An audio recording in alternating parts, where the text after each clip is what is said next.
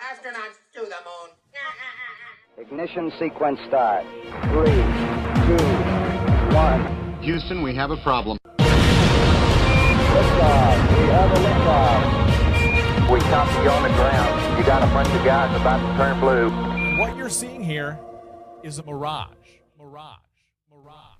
What's going on, everyone? It's Jaron from Jeranism, back with another live video for you today. We've got an interview for you today with the author of the book, The Voyage. So, should be fun. Everybody knows about my channel. I'm sure if you're watching this, you know who I am. You know what I like to do. You know, poke fun at the lamestream media and all those fun things and expose space lies and NASA nonsense. But I also like to do something else, and that is promote or help anybody who's in the community who could use that help. So if there's one thing that Flat Earth has done an amazing job of, it's just making creative people do creative things. And we've seen it with music, and we've seen it with so many other venues, whether it's making videos, whether it's live streams, whether it's the on the street activism like the Globli Euro Tour, tons of stuff like that. But there's also authors that are coming out of this whole movement, and that's what we're going to be talking about today. So if you're looking for the latest and greatest in Flat Earth, this probably isn't the video for you. What would be a good video for you to watch would be tomorrow. Tomorrow we'll be doing the Jeranism Friday Lounge, and so check that out. That will be tomorrow at 12 noon Pacific, so about the same time. We're a little bit late starting today, but 12 noon tomorrow, and we've got Iru, and we've got Rodrigo and Bob, and we'll all be on the show. So check that out. That's on this channel. It will also be on DLive tomorrow. So welcome everybody on DLive as well. But most of you are probably watching on my YouTube channel. So welcome to the show. Appreciate you guys joining us so much. A shout out, obviously, and always to my patrons. They make everything that I do on this channel possible. If you want to join them, you can do so easily at patreon.com/Jeranism. So let's get into the interview. Should be fun. On the screen now, you see the cover of the book, which I'm actually sitting in front of as well. And we have on the line the author, Douglas Falk. Douglas, are you with me? I am. Good evening, Jaron. Awesome. Glad that you're here. Glad that we're able to do this. And yeah, there's a lot of good things. If people are interested in getting this book, it is now available. I think the last time I talked to Douglas was before it was available, but now it is available on Amazon. And that is the place to get it, and I'll be showing you those links. But those links are also in the description, so people can just scroll down in the YouTube video, and you'll see 3 links down at the bottom. The first one is to the Amazon.com, which is the U.S. Version, and then there's the link to the Amazon.co.uk, which is, of course, the version for the United Kingdom. And then after that, we've got a link to Goodreads, where there's some obviously already some good and quality. Why am I getting a call already? Okay, close that out.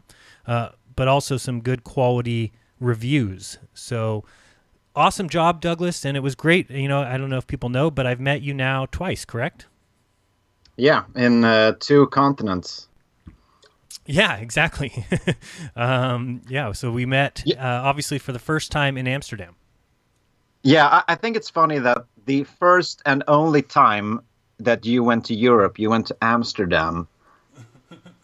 It's kind of like going to Las Vegas and having seen the rest of the U.S. Do you get what I'm saying? Right. Yeah. No. Yeah, I can't say I've seen all of Europe now. Yeah. No. Yeah, just so you know, the rest of Europe is not like Amsterdam. In any way? No. Come on. In some ways.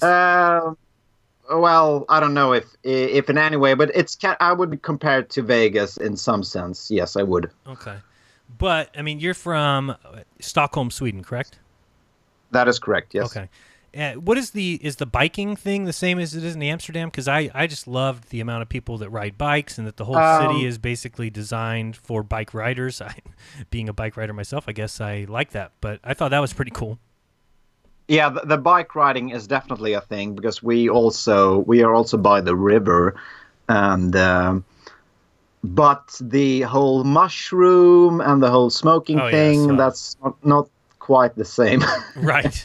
No. That will give you a short ticket to jail, basically. Is it all illegal there? The last time I checked, yeah. Okay. Yeah, the United States is definitely swaying towards legalizing it all over. Obviously, there's only some states that are legal right now, California being one of those. But yeah, so it used to be just a few short years ago that any kind of marijuana on your person or in your house even would be considered illegal and would land you in jail. But at least that's not the case so much right now. But there is some confusion with flying and can I take it in my person and can I bring it in my baggage, and so it's a little bit up in the air right now. But I know probably not very far along. Oops, sorry, my dog's going crazy. Was that Mr. Puppy? It is, yeah, Miss Puppy. But Miss Puppy. Yep, and she's no. You mean Miss T-R-R Puppy? Yeah, Tur Puppy. Come here, puppy. Yeah. Hey, come here. It's okay. No, I would say that the thing here is that it's still illegal, but many, or if not most people, are sort of on board with it. So it's a weird disconnect.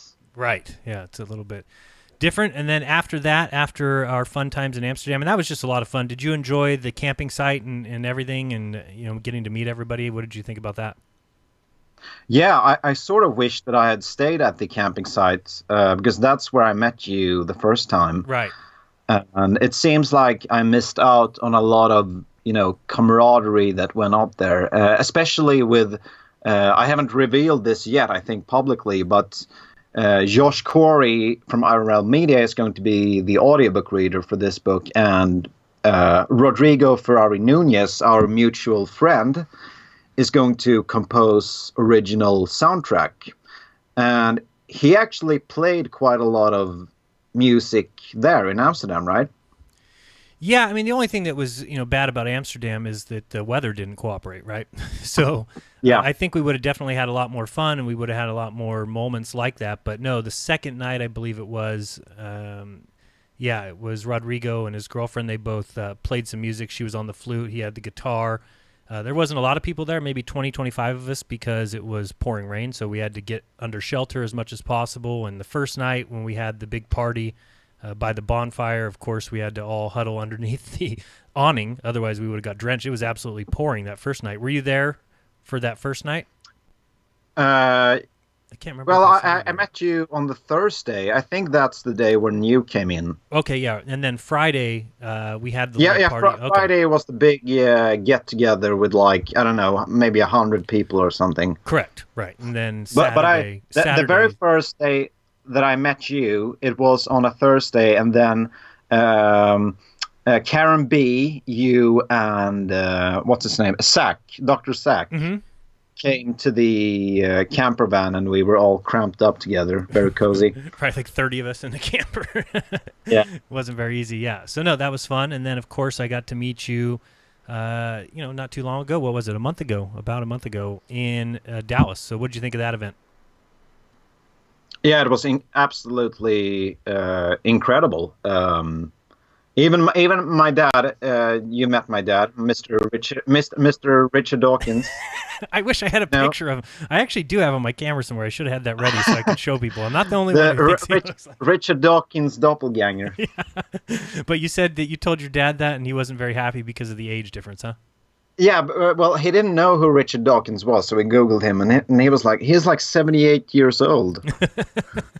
But I personally think that it's a spot-on comparison because good. they have the same hairstyle and, well, they both have the same outlook on, the same worldview. So there you go. Oh, and he doesn't know who that is. That's surprising. So Yeah, that is surprising. Yeah.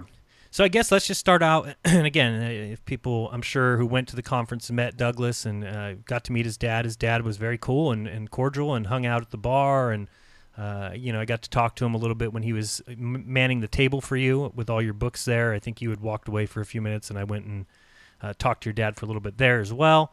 But just tell everybody, to start out, who you are, where you're from, and kind of, what led you on this journey to write this book. Because like I said, that the Flat Earth community has really been creative in so many ways with music, as I said, and anything. I like to help people out. So it's like when Dave made the app, it was like, okay, great, let's come on my channel, let's do a features review and go through each of the features that are on the app and talk about the app. And the same thing's been true with other venues. People have done great jobs like Ranty Flat Earth or Good Times for All. Zach did a great presentation. So anytime somebody has something to offer the community, I love to bring them on, and this is one case that is the same. You've done a great job writing a book. You got it published, which wasn't easy, I know, and from there, you're now able to offer that book on Amazon, and I hope people pick it up. And one of the good things is if you purchase the book, at least from the United States site, and actually I can show that right now kind of while you're going through. I'll just show people the Amazon page, and again, those links are in the description. You can just also search for The Voyage by Douglas Falk. All the spelling's on the screen. But it's a great book, and it's a great job of getting people's creative juices going. And yeah, but just start out by telling everybody who you are, where you're from, and what got you into this line of research or this line of creativity, if you want to call it that. Yeah. So okay, who am I? I'm a 27-year-old Swede who lives in Stockholm, Sweden, and just a few years ago, I was on track to becoming an English teacher, but I dropped out because, well, basically, I realized that the teaching profession just wasn't for me. I just couldn't cope with the whole thing. But then, okay, let me think here. I think it's actually almost 3 years to the day since I watched the first Flat Earth video I ever saw. Mm-hmm.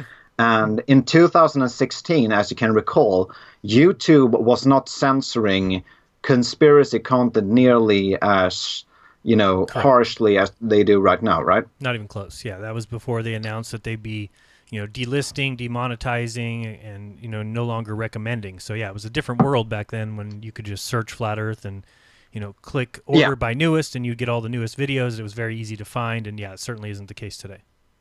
But I didn't even search for Flat Earth. I'm fairly certain, because I remember distinctly which video I saw the first time, and it was Eric Dubé's 200 Proofs video. But I'm not 100% certain, but I think that it was actually one of those autoplay things that I watched something entirely unrelated to Flat Earth, and then YouTube automatically directed me to this thing.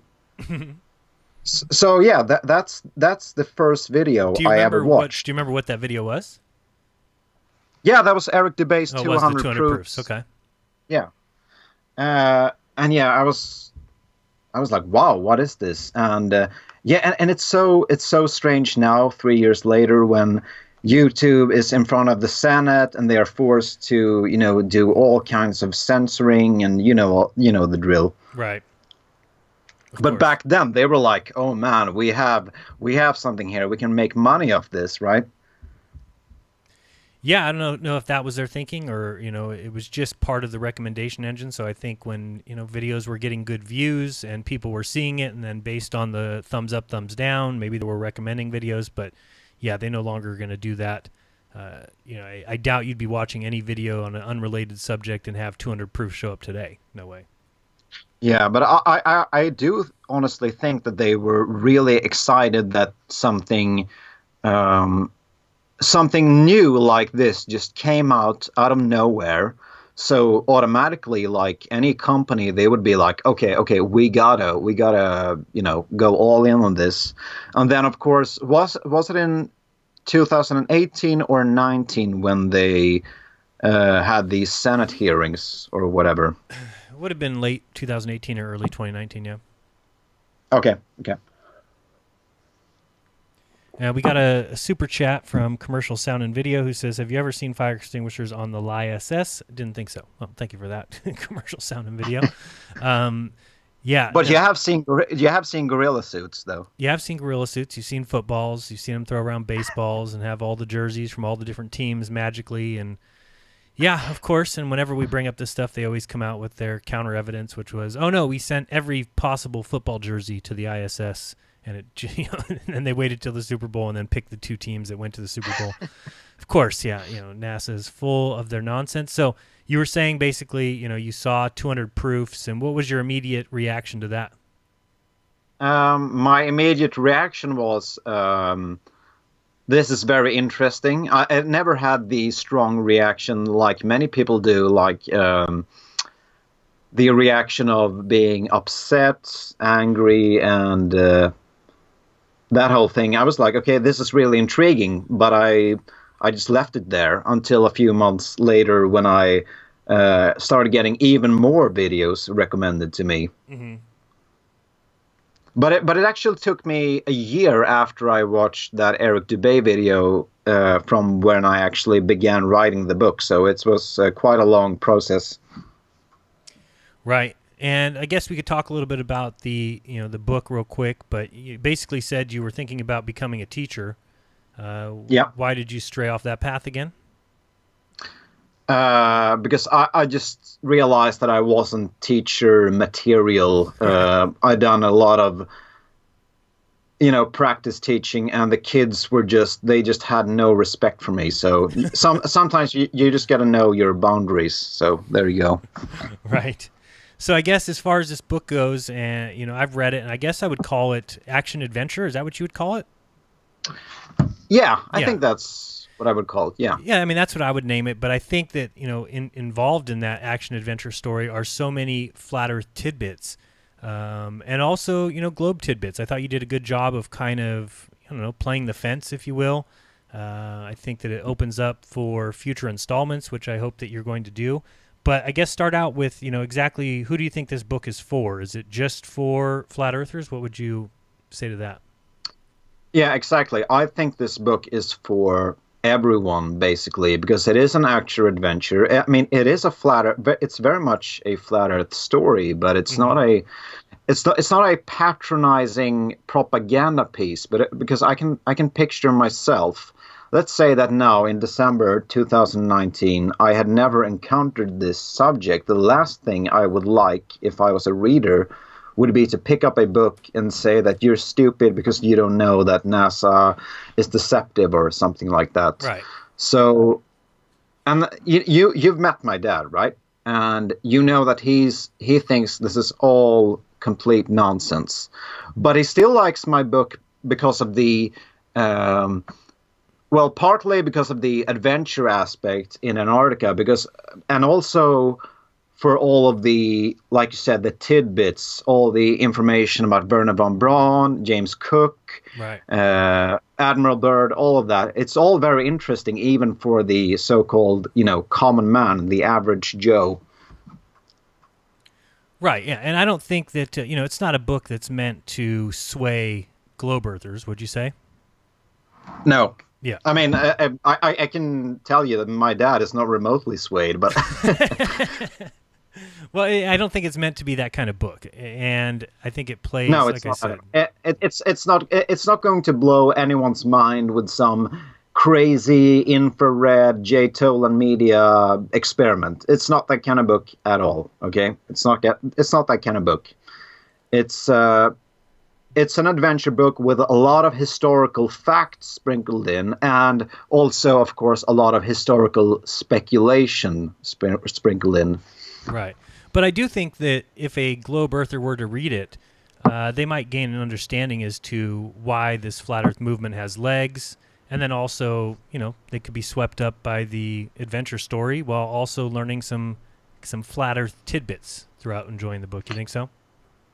Yeah, exactly. And that was always my fear, because when I wrote this, I was like, oh my God, is this going to be like a one-sided thing where only flat earthers like this? Because I want everyone. Because if you just appease to one crowd, it's pretty lame. No one likes that. But I actually know someone who is a friend with Elon Musk in real life, and she really liked the book, and she's a global believer, just like my dad. And I do think that I have succeeded in that aspect, because, yeah, I want it to be as multi-layered as possible. Right. Now, you must have some sort of writing background, because the book is really well written, and I'm shocked. I don't know who you had do the translation, or if you wrote it all in English or what, but it's really well written. And I guess I'm just impressed anytime somebody... You translate. Okay, so anytime somebody, English isn't their first language, I'm always like, oh, I wonder what kind of reading this is going to be. But, I mean, there's no way you could read this book and feel like the author, didn't have English as their primary language. It's just really well written, rolls off the tongue. It's very intriguing, exciting at moments, and you really get to follow these main characters through, what you'd call the voyage. Yeah. Yeah, so it's good. Yeah, I translated on my own, but I do have an editor who's an American, and I'd like to shout out their entire company. Actually, they're called Mascot Books, and the reason why I want to give them a shout out is because they had the courage to actually publish this when so many others did not have. Especially the Swedish publishers, who completely blackballed me, and they were like, there's no way in hell we're going to take this explosive story under our wings. Really? Wow. So nobody would touch it. No, that is what sparked me to translate it into English. So originally you wrote it then to be published in Swedish? That is correct. Right. I finished the script in February 2018, so it's almost 2 years since I finished it. Mm-hmm. And then you tried to get it published by some of those publishers, and they just refused, huh? They refused, and I gave up for a long while, and then I decided to translate it instead. Well, good. I'm glad America did something right for once. That's good. Yeah, I can't heap praise enough for them, because they were so supportive from the get-go. They were like, okay, we know this is a good story, and we will support you all the way. And I signed with them 9 months ago, and I'm still as happy as I was when I signed the contract as I am now. So. Good. And I think I heard and people want to check out, it's on TFR. You did an interview already with Paul on the Plane and Roxanne, the globalist denier. And, one of the things that you mentioned there is that you come from a writing family, right? That was heavy into media. Yeah. My grandfather founded the first local newspaper in Sweden called Östermalmsnytt, which is a local newspaper in Stockholm, and his father, my grandfather passed it on to my father that you've met, mm-hmm. and my dad is now retired, but basically, yeah, we're a family of writers in a sense, but no one has ever, from what I can tell, turned it into fiction writing. We've all been, journalists basically. Right. So yeah, but it's to summarize it, yeah, writing is definitely in the family for me. Yeah, no, it definitely seems that way, and you write well, like I said, so people should definitely check it out. And like I said, if you're interested in getting something, and it doesn't have to be for a globe believer, it doesn't have to be for a flat Earth believer. If you have somebody who enjoys reading, I definitely recommend that you pick up this book. And if you're looking for something for Christmas, it's only $19.99. Right now you can get that on Amazon. Again, the link is in the description, and I think it would be a great gift. If somebody bought it for me, I'd be happy. Yeah, Adam Meakin said that this would be a great Christmas present for average people, globe believers who are curious about the subject, but they haven't really looked into it.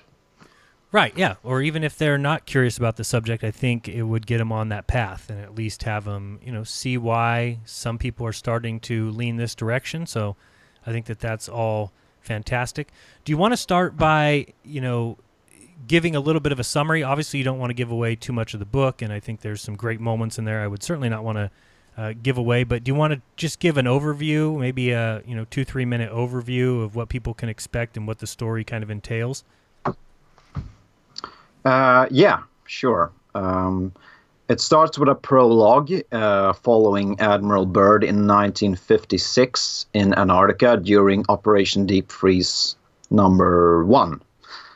And he sees something that is very interesting. And then we flash forward to present day in 2020, where we are introduced to the two main characters, John and William. And the main POV is John, who is he's an average Joe. He's a globe believer. He worries about average things like school, and he's in love with this girl, and these boring average Joe things. It was quite important for me that the main character wasn't like a flamboyant hippie or anything. He had to be a well-grounded, down-to-earth guy who was opposed to the flat Earth topic. And then he just gets sucked into the flat Earth conspiracy by his enigmatic friend William, who has his father works for Lockheed Martin. And via that, he has gained some information about, the Antarctic Treaty, which you are well aware of. When was it signed? In 57, I think? 58, yeah. Yeah, 58. And he claims that there's a good chance that there's something concealed in Antarctica, and we have to find out what it is. And gradually, my main character, John, he becomes more and more... he has doubts at the end of the day, and he agrees to join forces with him on this voyage to Antarctica and beyond. Excellent. And then the story progresses from there, and basically... I don't want to give away the ending or anything, but I think that it opens up for more installments, and you'll be able to, build upon the story. We got a couple good super chats. Bad Puppet just said, based on a true story. Absolutely, possibly, could be. I don't know if that's necessarily I've never been to Antarctica, but I wish I would have gone there actually for the research, because the entire second half of this book takes place in Antarctica, for obvious reasons. Of course. Not just because, in flat Earth theory, that is where something is concealed, but also it's like the perfect setting for a, yeah, exactly. And you have all these legendary places like Mount Erebus and the Amundsen Scott Base. The Amundsen Scott Base. I think you and David Weiss have done a bunch of videos on that there's no 24-hour sun there. Yeah. No, yeah, it certainly seems like we've done a lot of videos on that, but it certainly seems like they're cutting all the videos of supposedly this 24-hour sun with inexplicable reasons. They just have nonsense excuses why they can't show it completely. And do I believe that there's a 24-hour daylight down there during the winter?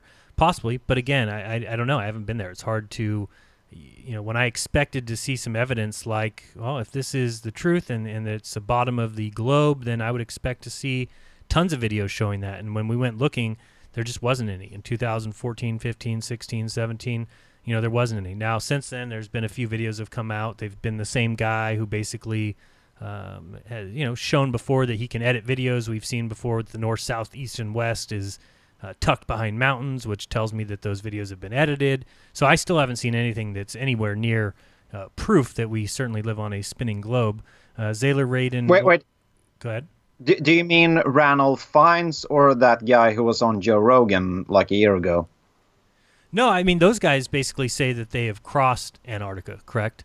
I'm talking about as far as evidence of the 24-hour sun. But, I mean, if you're talking about people who have crossed Antarctica, there's just so few of them. And, when I looked up Ranulph Fiennes, of course, he's, cousins of the Queen and part of the military. And, I've seen before that he's been found in court to have faked incidents and faked accidents for videos of him, on the ice. And everyone's seen the video when he went to the North Pole. It's funny to me. There's a cameraman, and these two guys climb up this hill, and they post the flag in the North Pole, and they're celebrating, and they get named as the two guys that went to the North Pole. But I've never heard anybody talk about the cameraman. Well, why isn't the cameraman getting an award? Why didn't he went to the North Pole? He's obviously there filming the whole thing. So it all just seems like such a movie to me, and very easy to convince the public with just one or two stories like that we've been there and that we've gone to the South Pole and that they've crossed Antarctica. Even though every time you see somebody cross Antarctica, it seems that they take the little short path. It's like an angled path. And I've talked before about the circumnavigation people who supposedly, they got the record for fastest circumnavigation single flying in a plane. And when you look at the path that they took, they went down to Brazil, flew to the 90-degree marker, turned around and went back to Brazil, and then from Brazil to New Zealand, and then back up to back up to Alaska, and then to the North Pole, and they got the record, which isn't circumnavigating. You can't just go to the 90-degree and come back and say, I circumnavigated. No, the point is you're supposed to go across that. Anthony Siconte said, Jaron, you need to read The Elusive Curve. Yes. No, it's next on my list. That's by Billy Zig, correct? I believe so. I've got tons of books lining up, and people keep sending me books, and thank you for that. And if you have written one, and you want me to do I have so many books too. I have Noel J. Hadley's book. I have Mark Sargent's book. Right. So Mark Devlin's book. But I just wanted to say before we leave Ranulph Fiennes, never trust a guy who has like 10 surnames, because his names are ridiculous. It's like Sir Ranulph Fiennes Twickenham of Buckinghamshire or something. It's absolutely third ridiculous. Baron of the Baroness of the Buckingham. I mean, it's just ridiculous. But those people are celebrated, and I've shown before. I think you can find the video on my channel somewhere. I don't remember exactly what video it's in, but I showed where he can't even get the distance right. In his book, he said it was a 100,000-mile journey when he crossed both poles.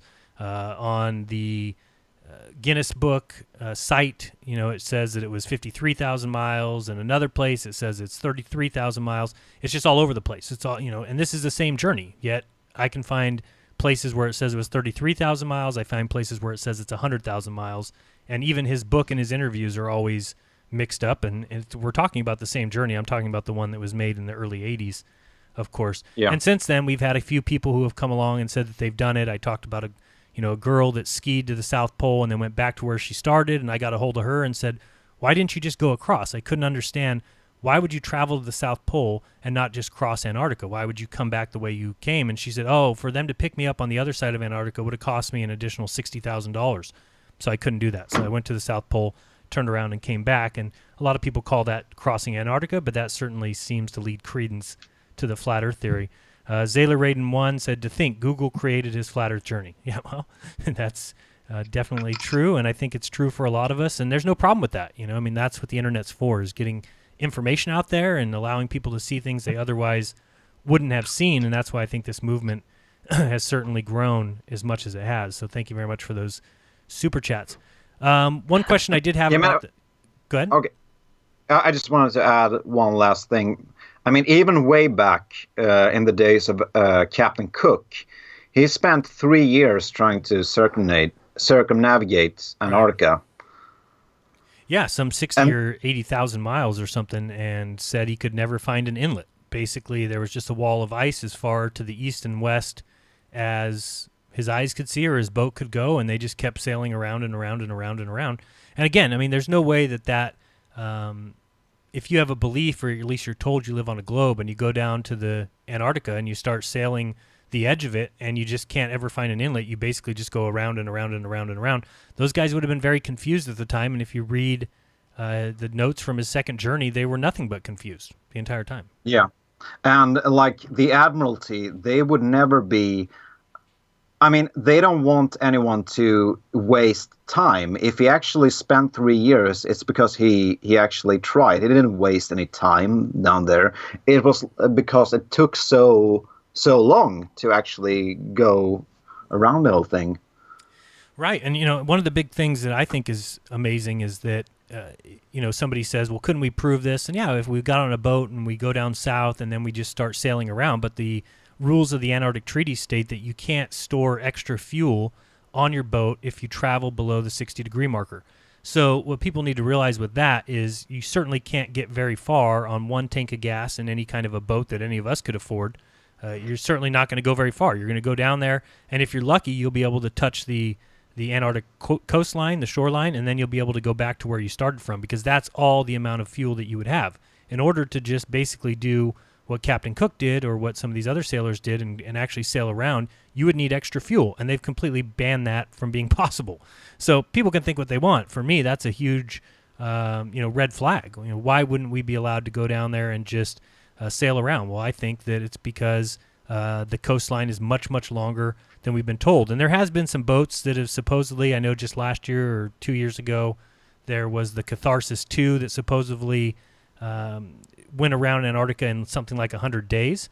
But if you look at the details of all that journey and you do the math, it comes out to basically they were moving like 2.5 knots per hour, which to me is just ridiculous. Now, again, if you have the globe dimensions and you think you know how far you're sailing and you do it in 100 days and you calculate the math and you say, okay, well, we did 14,000 miles and we did it over this many hours, then you're going to come out to 2.5 knots per hour, which is just ridiculous. That's so slow that boat can actually do 30 miles per hour. It can do much, much more. And then you add to that the whole flow of the water and the streams, the currents, and the way that you have to go, because nobody actually sails going west. Everybody sails east because that's the direction of the currents of the sea flow. And then you add to that wind and everything else. I just can't see how it's possible that people believe that boat went around doing 2.5 knots on average. That's just ridiculous. Earth is seriously flat said, love is teaching children how to test non-curvature. Agree with that. Street activism tools are available at flatearth101.com. End the globe. And also Anthony Seconte said it has a practical way to prove it flat or not in the elusive curve. So that is next on my list, and hopefully I can get Billy Zig on and he can talk about that book a little bit. And like I said, I just want to say that John Savage from Iron Realm, right? Of course, yeah. Yeah, he was very glad that I included Jarl Anderhoy in the book. You know who that is, right? Right. Mm-hmm. Yeah. And John Savage actually said that he's been trying to have Jarl on his show for years, but he never showed an interest. And that is a very interesting guy because he constantly tries to push the envelope by going there, but he doesn't really have to. It doesn't seem like he has any grand plan. He just likes messing with the authorities. Right. Yeah, he's the guy that just goes down there and gets busted for doing so, right? Yeah, gets fined by the Coast Guard, yeah. Right. And, people can think what they want about that, but there's certainly a lot of evidence, and this is why this book does great. I mean, there's a lot of evidence saying that they're hiding something in Antarctica, period. And if you don't believe that, then you're just not paying attention. And you can believe that and think, okay, well, we're on a globe, and there's a reason why they're hiding it. They just want to keep this one little piece of ice very pristine. They don't want people to go down there and spill fuel. They don't want people to go down there and make the penguins sick. You can believe all that if you want, but we know how these countries work that are all against each other, yet in 1958 or 1959, they all came together, which is interesting because it's right after some of the nuclear tests that America did by launching things into the sky. Right after that, you have NASA formed in 58. Right after that, you have the Antarctic Treaty, which basically bars any country from any territorial claims and saying it's only for scientific purposes. They say there's not supposed to be any military activity down there, but it's all basically guarded by military bases. So it basically makes you think something is up, no matter how you look at it. But a lot of people want to see it in another way, and I don't know how you can stop them. It's people can believe whatever they want. So I guess a question I would ask is, well, first I wanted to ask, who did the artwork and the illustrations in the book? Did you do all that?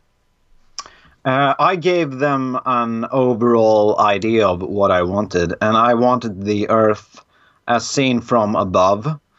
Not a flying pancake in space like Danny Faulkner, but a really cool image. But the artwork was all done by my publisher. But I just told them the general idea of what I wanted. Okay, I just like how some of the drawings are right on top of the chapter titles. Oh yeah, it's absolutely incredible. I can't thank them enough for their work, because everyone I've met tells me that this cover is amazing, and I couldn't agree more. But I didn't personally design it. Say it again. But I did not design it on my own. I just gave the idea. Yeah. Okay, great. Yeah. Let's see here. So what would you expect, or what kind of expectations would you think people should have when they pick up this book? Yeah, basically what we've been going through lately. It's not a proof book, really. It's not there to convince anyone. It's an adventure with a lot of speculation and history written into it. Like, I bring up Werner von Braun and the life and crimes of his whole story, and it's basically it is fiction, but it's a lot of history sprinkled into it. Right. Did you ever read Iron Republic? No, but a lot of people have asked me about that. Didn't you tell me about that in Amsterdam? I think you did. Probably, because it's a book that I read way back, probably 2016 now at this point. It's an incredible book. It kind of talks the same kind of story. It's supposed to be a true story, but a lot of people have not been able to back that up. I mean, as far as there's some, political elections that are in the book that, we've tried to research and figure out if any of those actually happened. It doesn't appear that they happened. So, the person that wrote it certainly made it seem like it was a real story. But there's a lot of things in that book that are just unexplainable, being that it was written in the late 1800s, and it talks about, basically a trip down south. They get to Antarctica. Of course, the main character of the story thinks that the Earth's a globe, and travels to Antarctica trying to go further south, and finds basically an inlet in the Antarctic ice and is able to go through it, and they're there for many months. It's basically like a huge crevasse that they're sailing in and actually kind of get sucked in. And when that's the one called Summer's Gate, right? Yeah, they don't call it that in the book. I mean, that's the Summer's Gate is something that's from a flat Earth map that I've seen before, where they kind of have some other continents on the outside of the ice edge. But yeah, basically he goes through a little crevasse, and they come out the other side, and they sail forward until they hit a continent. And when they get there, they think that they've found, South America or something like that. And, of course, they get met out in the ocean and told, no, this is a different continent. It's called Iron Republic. It's about the same distance from the ice wall that the United States is going the other direction. And then you just find out that it's a much more advanced civilization where, money isn't treated the same. They don't enslave people. They're much ahead of our time as far as technology. But it's a great book because it talks about a lot of the things that are available today. And this is written in the late 1800s, and it just doesn't make a lot of sense that somebody was able to predict maglev trains and all the things that we have today. Now, some of the things that they talk about aren't in today's world, at least not yet.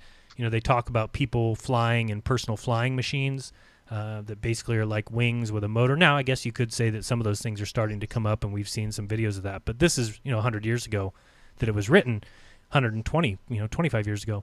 So it's an interesting book, and it talks a lot about that journey, and then coming back. He says a lot of things like that. The shape of the world will need to be, rethought of. That it's certainly not a globe. That it's a plane, and that there's outer worlds, and that they are further advanced than us. And one of the questions that they ask the people when they get there is, why haven't you come to America and told people that you're down here? When they say, oh no, we know that America's up there, but they don't live the same lives that we do. They don't care about the same ideals that we do.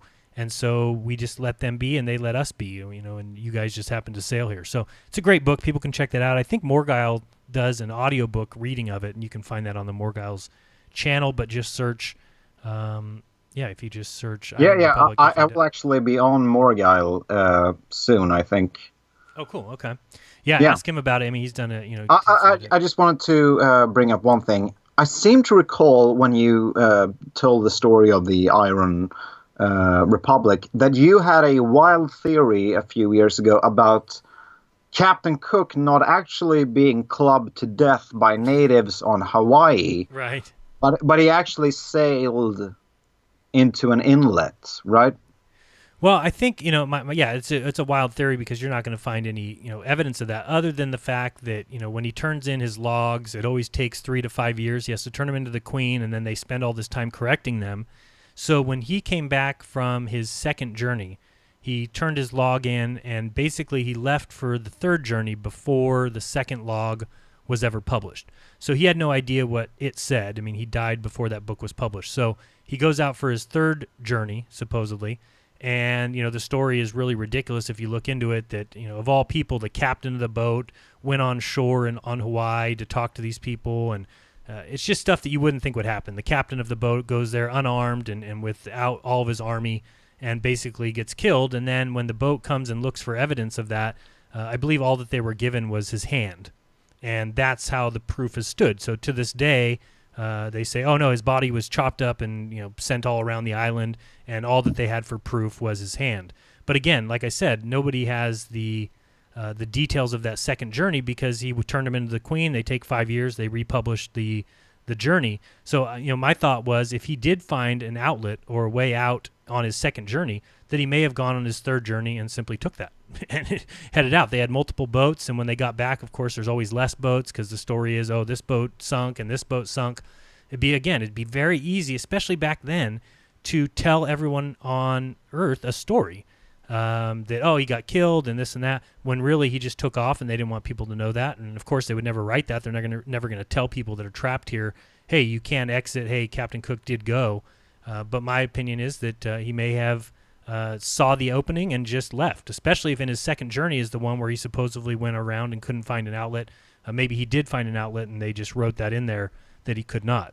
So, that's my opinion of that. But, again, do I have proof of that? No. How are you going to prove to anybody that that's the case? I just think that in today's world, you're not going to find that same story now because you can't take fuel below the 60-degree marker. So you can't, nobody would feel comfortable just going down there and saying, oh, it'd be like if we had free energy or there was a plane where we could just get in and fly, you and I, Douglas, could get on a plane, go south, and just fly south and see what we find. Yeah. The problem with today is you can't do that because if you take a plane and you fill it with fuel and you fly south, you got to quickly look for a place to land, and you're not going to know where you're going, and people are going to be scared for their life, obviously, right? Nobody's just going to get in a plane and go there. When we're talking about things that happened 200, 300 years ago, I mean, who knows? Like you say, correct. History is a lie, so... Right, yeah, that's what I believe. I think that, you can easily... We can just see the stories that are being told today. I mean, if you're in the United States... turn on NBC News today and just see him going off and all the things that Trump did wrong and look at all these facts about Trump, and then you turn on Fox News and all these things of, Trump didn't do anything wrong, and we can just see that there's two ends of the spectrum. There's some people telling one story and some people telling the other. They're both claiming that it's the truth, that it's fact, and neither of them are. But it's so easy to lie to people today. So put yourself back 200 years ago. How ridiculously easy was it to tell lies back then? It'd be really, really simple, especially when, all people knew is what was published. And again, when Captain Cook gets back and gives his second journey to the Queen, why would it take, 4 or 5 years for that, book to come out, to be published, unless they were going in, correcting things, editing things, changing things. And then again, of course, one of his boats made it back for the third journey, and then again, that takes 4 to 5 years to come out. It just seems like there's so much nonsense in those stories, and it's so easy to tell, lies. But you talked a little bit about the struggles that you had in getting this book published, so I'm glad that you were able to, finally get it out. That's a great story. What is your personal belief about the shape of the Earth? Where do you stand as of today? Yeah, like I told you, yeah, this is a pretty important question to your listeners, and I suppose I sort of have the same worldview as Crow and Jason Lindgren in the sense that I don't want to commit myself to any group really before I'm 100% certain. But I have 1,000 questions that are unanswered, and that helped shape the formation of this book. Right.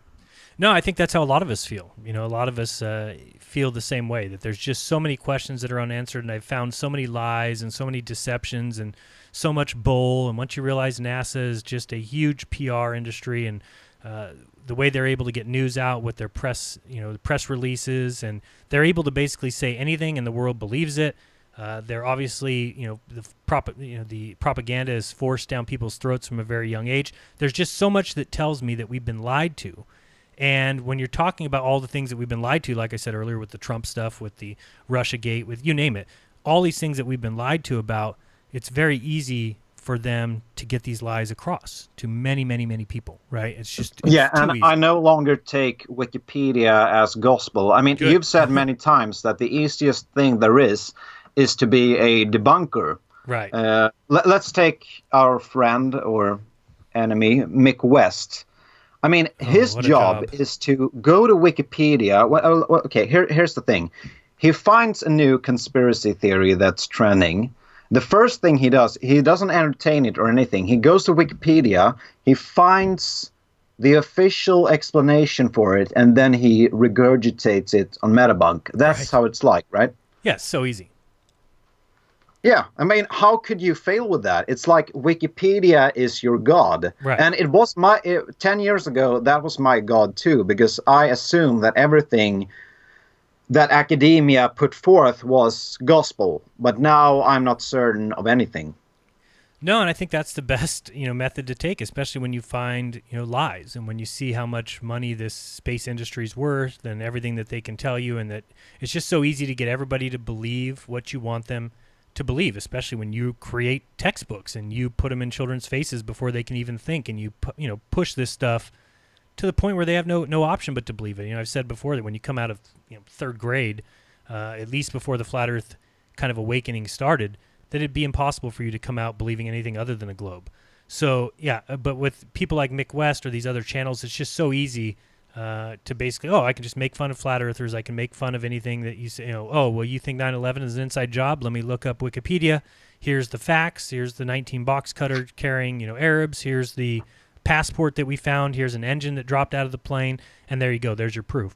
So yeah, you can, and like Dave Weiss says, it's so easy to believe whatever you're told. I mean, your day can be set. You could just look it up, get told one story and just believe it, and then you're fine. You can go off the rest of your day. You can play games. You can go watch football. You can go live your life, go to work, and you never have to worry about any of these things. But to truly find the truth takes work. And when you start digging into some of these stories, you realize that a lot of them are folk tales.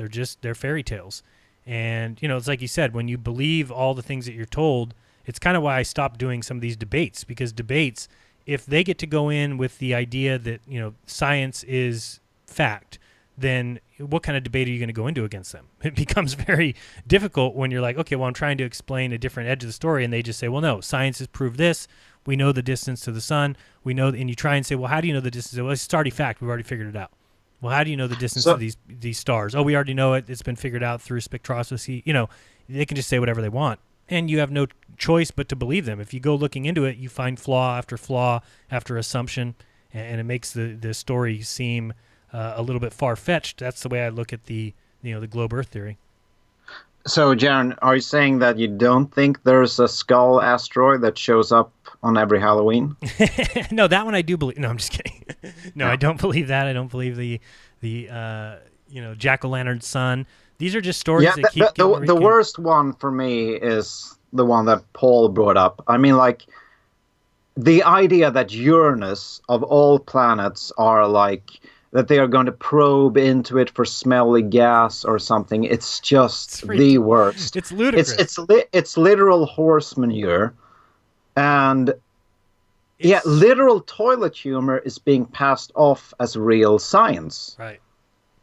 Yeah, there's a lot of things being passed off as real science. And again, people will just eat it up because they already have this preconceived notion of the shape of the earth and where we're at, and we're spinning and we'll never feel it, and flying through space and we'll never feel it. So they're just able, it's like Narnia. They're just able to make up any story that they want about Narnia. And you could talk about, well, what about time dilation? Oh, well, time dilation in Narnia says this and this, and Einstein proved this and this in 1919. And, you can just go on and on with these stories that nobody can ever check up on. And if they lie to us about all the things that we can check, if they lie to us about everything that we can actually touch and feel and research ourselves and see for ourselves, if they lie to you about all that, what do you think they're doing about places you'll never go, places you'll never see, planets you'll never experience? All these things that they tell us about the sky is simply Narnia to me. It's just make-believe. There's no evidence of it. There's no proof. If we went to the moon back, 60 years ago, we'd be back. There'd be bases there. It would get easier. It would get cheaper. And, I don't find any of those things to be the truth at all anymore. I think that we're just being lied to on a mass scale. So can I tell you for sure this is what the earth is shaped like, or can I tell you for sure this is where things are? No, I can't. All I can do is tell you what I know it's not, or at least what I think it's not, and then give people reasons why I certainly don't think that.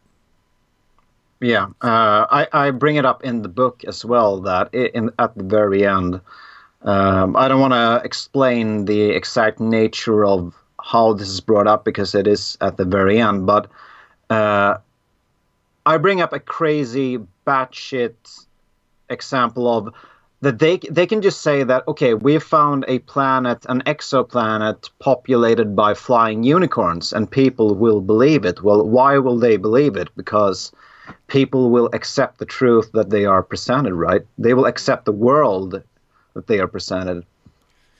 Right, yeah, and if you have a group of people to get together and all claim it, if you have 10 scientists and they get together and make some claim, it's just going to be believed. And people think, oh, well, the way Neil deGrasse Tyson describes it is that people would come out and try and debunk that, but it's just like the evolution thing, is there is no money, there is no funding, there is no science behind trying to show the problems with evolution. Because all the funding goes into the evolutionary science. So if you come back and you say, oh, well, we found this kind of evidence of evolution or this kind of evidence, there is nobody who's going to follow up that and try and disprove those claims, because what you're doing is claiming a story that everybody believes. It's just like the whole dinosaur story. And, I've talked about this a million times, but there's evidence coming back now that these so-called dinosaur bones, and you can believe what you want, whether they're dinosaurs or whether they're just big whales or who knows what they are. But when they're testing these, bones, they're coming back with tissue, soft tissue in these bones. Well, soft tissue dissolves very quickly and will be gone within a couple thousands of years. Certainly if you carbon date those bones, which they have done, those dates are coming back to 10, 20, 30,000 years old. Well, of course, that doesn't line up at all with the 67 million year story of dinosaurs and that they went extinct that long ago. Well, even though scientists are coming out with these papers, they all get shoveled away. They get swept under the rug. Yeah. They get told they're crazy. I've told the story before where some scientists, I think 10 of them, sent in 10 T-Rex samples to be tested, and they all came back at between 10,000 to 30,000 years old. Well, when they found out that those were actually dinosaur bones that they were sent, immediately the lab got extremely frustrated, told those 10 scientists they're never allowed to send anything to that lab again, because by not telling the lab, hey, these are dinosaur bones, the lab thought they tested them, and they tested them true, and they came back 10 to 30,000 years old. That's if you believe carbon dating at all. But I certainly think when you see live tissue in these bones, it proves that what we're being told about dinosaurs is completely and totally false, and the age of the earth and the age of these dinosaurs and how long ago they were extinct.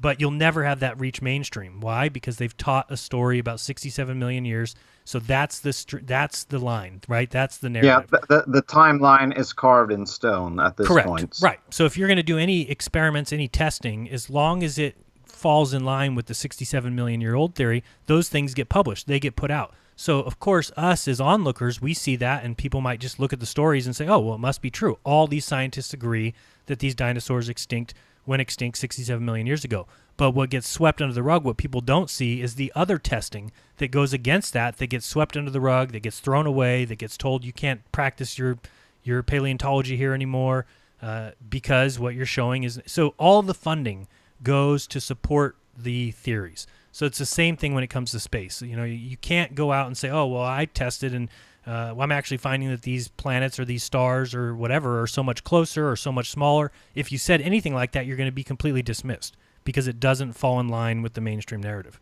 So it's very easy to see how this stuff gets hidden. And if you're somebody who's spent years in graduate school or went on to get your PhD or whatever, going against the grain is the absolute quickest way to the street where you're not going to have a job anymore. And basically you have your entire career, your entire education thrown down the drain because you questioned the narrative. So it's much easier to just go in line and to go through with everything that they've told you. So yeah, and you're probably just going to have a peer-reviewed science paper if you follow the mainstream narrative. If you, I think you did a show about this like years ago, but if you attempt to do a study about something and have it peer-reviewed for something that is completely out of their timeline, like dinosaurs being much younger than what we were told, they will never fund that, right? Of course not. No. We got a super chat from Silver Umbrella who said lots of questions. Well, I think that's true for all of us. That's why we're all here. That's why people become flat earthers, is because there's too many unanswered questions about everything that we were taught.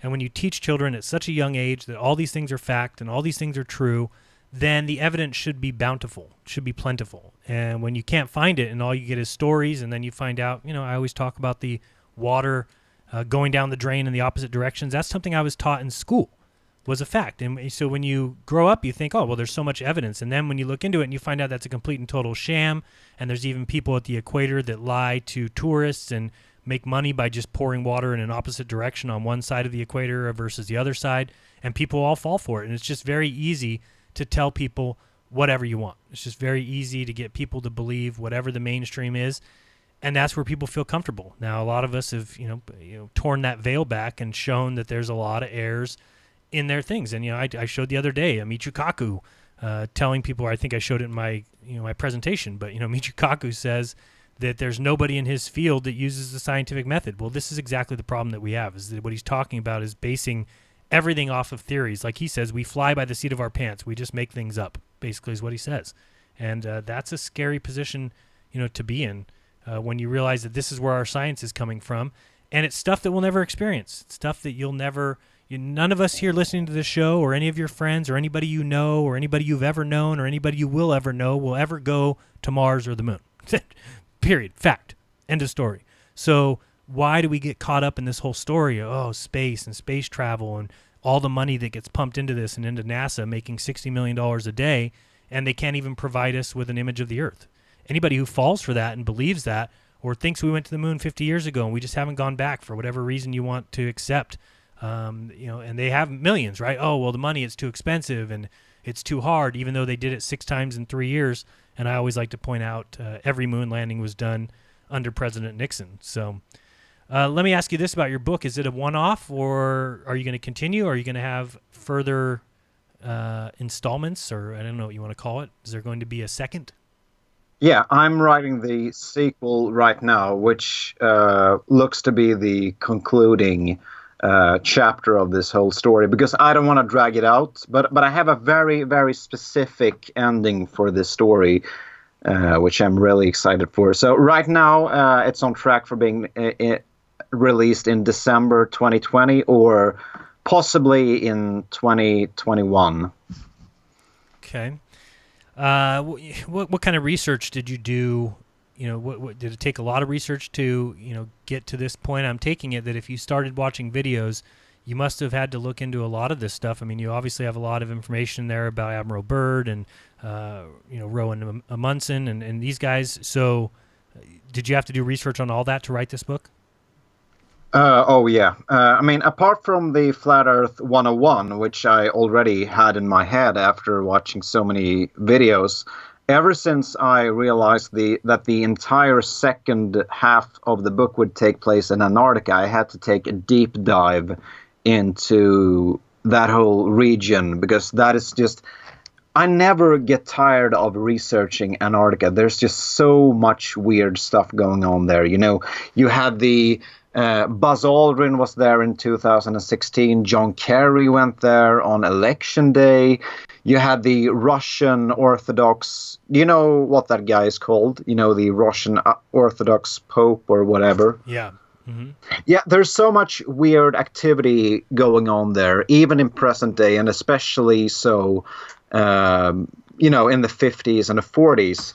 So everyone in the conspiracy community seems to be in agreement on, you know, whether or not you're an alien guy, you know, you believe in what is that program called on Ancient Aliens, right? Yeah, on History Channel. Yeah. Mm-hmm.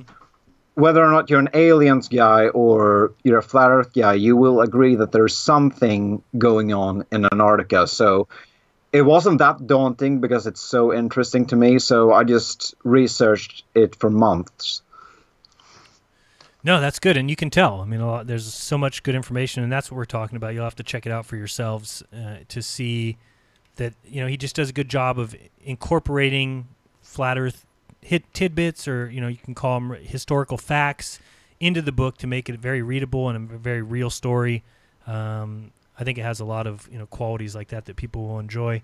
For people who, and I know we're past the hour here, but for people who prefer listening rather than sitting down and enjoying a good read, is there going to be an audio version? Do you have anything planned for that? Yeah, and that's the thing that I'm very, very excited about, because our friend Josh Corey, you know, from Iron Realm Media, and Right. shout out to that. I want to give a shout out to that entire channel, because they had me on. They were the first folks who had me on about 4.5 months ago.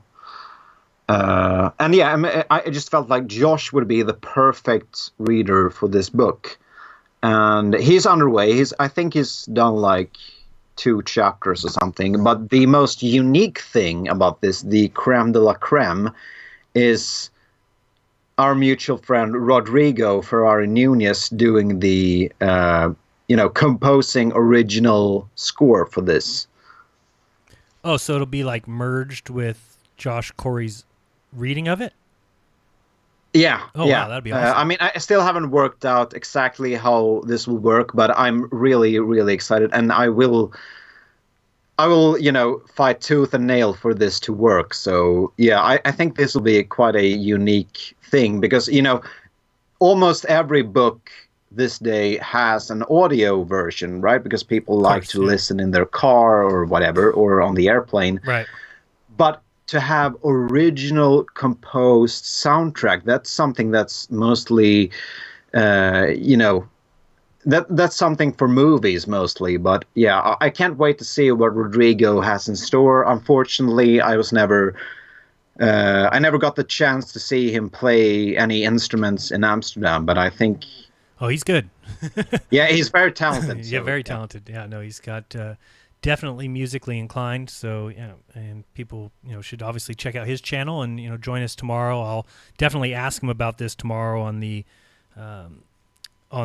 Friday Lounge, just to see what he has in mind. And I think it's a great idea, though, to do some sort of audio track kind of behind the reading of it. I think it'd be fantastic. I think people would enjoy that. Like he hasn't gotten started yet, because he wants to hear Josh's first, chapters, and I haven't sent Rodrigo anything yet, so... Right. Okay. So, I mean, I think that's it. I mean, I just wanted to cover a couple of those questions and let people know that the book is available. Let me show one more time. Let's see here. And I know I've got an interview coming up at 2, so I've got to skedaddle, but let me show everybody real quick. Let's see here. We'll get both these up. So, yeah, the links are in the description. This is obviously the Amazon.com copy here. You can get it for $19.95. That's still available. Lots of those still available. And then also there is the Amazon.co.uk. Now, there's only a couple of these left. Is that true? Let me see. That seems to be the case, yeah. Yeah, it looks like only one left in stock for the UK, so make sure you get that soon as possible. And, you know, it doesn't look like you'd be able to get it delivered by Christmas, but if you get it for the Amazon.com, as you can see here on the screen, it looks like it will be delivered in time. Looks like over here. Yeah, but you probably got to order it today or tomorrow, so, yeah. Yeah, it looks like you can still get it December 21st, and there's also some used copies available, so if you don't want to spend the full $19.95. It's a beautiful book. It's paperback. Very nice. Yeah, there is some used and new copies for a little bit cheaper here, so definitely check that out. It does say Arise Before Christmas, especially if you have Amazon Prime. And then also I put in the description a link to Goodreads, and this is basically a place where people make comments. Tell everybody about what's going on here at Goodreads. Yeah, Goodreads is it's sort of like the IMDb for books, if you know what IMDb is. It's like IMDb is like the worldwide movie database, and this is like the book worldwide database. And Right. it's much easier to write a review on Goodreads because Amazon has a bunch of restrictions. You need to have ordered like a certain amount of product that given year for even, to be eligible to write a review. So Goodreads is simpler, basically. Yeah, I see there is some review from Mark Devlin on here. Joshua Corey reviewed it. I see a guy named Paul on the Plane. Alejandro. Paul on the Plane is the top one, so people should check that out. And if you do read it, please give a review. I'll make sure I do that on Goodreads and probably Amazon as well. I'm not sure if you have to have purchased it from there. Obviously, you sent it to me, which thank you very much, by the way, for No not problem. sent it to me. You actually handed it to me, but thank you very much for it. It's an awesome book, and I think people will enjoy it. So definitely check that out. But any final words you wanted to give before we head off for the day? Not really. Merry Christmas, everyone. Do you have anything that you want to ask me as a final note or anything? No, I mean, I think that was it. I'm excited to see what you do going forward. I think I'm excited to read some other people's books, as I love to see the creativity that this is bringing. I think it's a great idea for anybody who's looking for maybe a flat Earth gift, but kind of in a concealed way. For people that are in my family that read, I think it's a book that I could get them that they could say, well, what's this about? Oh, it's just a fiction story about a voyage to the edge of the earth or something like that. Hand that off as a $20 Christmas gift. I think it's a great gift. So I just appreciate you being so friendly with me in both Amsterdam and Dallas, and to your dad as well. I'm looking forward to seeing you in 2020. And is it confirmed with Las Vegas for next year? I'm not sure. I've been kind of out of the loop this last month. I know that Robbie Davidson stepped down from being in charge of the conferences, so I'm not sure who's going to pick it up, who's going to pick up the ball and run with it. For me, I've just always been available. If somebody's having an event and they want me to speak, I have no problem getting up on stage and talking to people about my beliefs and why I've come to those conclusions. And so I hope somebody picks it up, and I hope that I'm invited back, and that would be the plan, but I haven't heard from anybody exactly who's going to be taking over or how it's going to work. And so we're just kind of in the dark as far as that goes, but hopefully it is going to be here, and hopefully it's going to be in Vegas, and hopefully somebody goes strong with it. I think Robbie did such a fantastic job. It's sad that he won't be continuing it, because I don't know if anybody can do quite the job that he's done. No, I agree. And I know why you want Vegas, because you can drive there from Merced in a few hours.